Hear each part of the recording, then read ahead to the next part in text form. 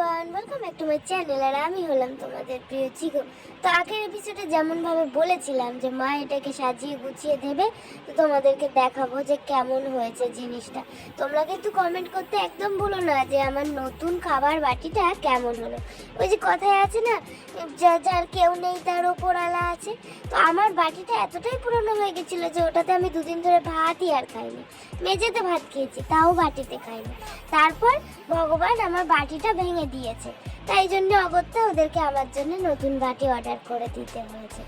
দেখি সাইজটা ঠিক আছে তো? হ্যাঁ ঠিক আছে, কিন্তু এতে তো আমার মতো আরো 10 জন খাবে। তোমরা তো আমাকে অল্প কটা ভাত দাও, আর বাটি তো এই যে দেখো বন্ধুরা। আর এই যে আমি করলাম উদ্বোধন, দুপুরে উদ্বোধন হয়ে গেছে, তখন তো ভিডিও করা হয়নি, তাই রাত্রিবেলাটা তোমাদের দেখাচ্ছি। আমি পনির ভাত খেয়ে নিয়েছি আর জল খেয়ে নিয়েছি। তো লোক দেখানো শেষ, খাওয়া দাওয়া শেষ, এখন যাই দৌড়ে ঠাম্মির কাছে।